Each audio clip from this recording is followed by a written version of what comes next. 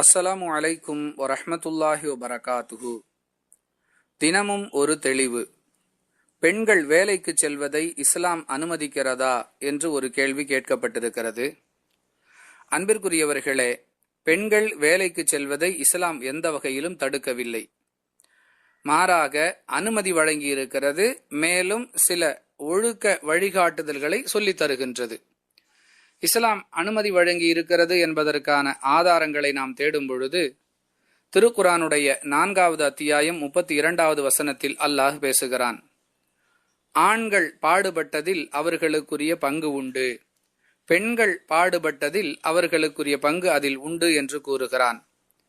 இந்த வசனத்தை அடிப்படையாக வைத்து பார்த்தால் ஆணோ பெண்ணோ பாடுபட்டு உழைத்து சம்பாதிப்பதற்கு மார்க்கத்தில் எந்த தடையும் இல்லை. தாராளமாக அவர்கள் உழைப்பு சம்பாதிய பணியில் ஈடுபடலாம் என்பதைத்தான் புரிந்து கொள்ள முடிகிறது.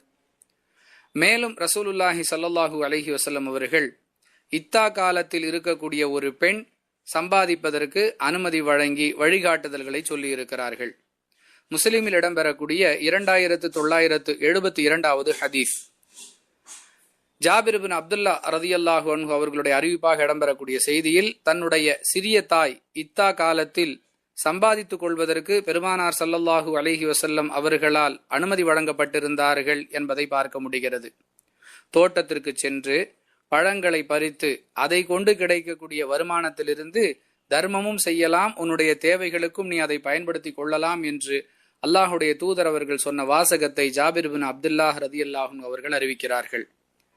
அன்பானவர்களே, பொதுவாக அல்ல, இத்தா காலத்தில் இருக்கக்கூடிய ஒரு பெண்ணும் இஸ்லாத்தை பொறுத்தவரை பொருள் திரட்டுவதற்கு சம்பாதிப்பதற்கு எந்த தடையும் இல்லை என்பதற்கு இந்த ஹதீஸ் ஆதாரமாக இருக்கிறது. அதே நேரத்தில் ஒரு பெண் எல்லா நிலைகளிலும் கடைபிடிக்க வேண்டிய ஒழுக்கங்களை பொருள் திரட்டக்கூடிய சம்பாத்திய பணியிலும், அதாவது வேலைக்கு செல்வதாக இருந்தாலும் சரி, வியாபாரம் செய்வதாக இருந்தாலும் சரி, அந்த ஒழுக்க மாண்புகளை கடைபிடிக்க வேண்டும்.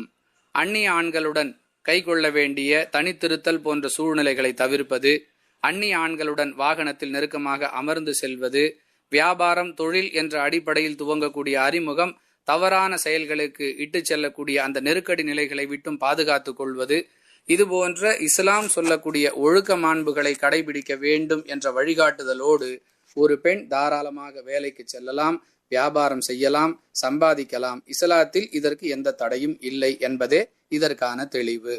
வாஹிர் தஅவானா அனில் ஹம்துலில்லாஹி ரப்பில் ஆலமீன். அஸ்ஸலாமு அலைக்கும் வரஹ்மத்துல்லாஹி வபரகாத்துஹு.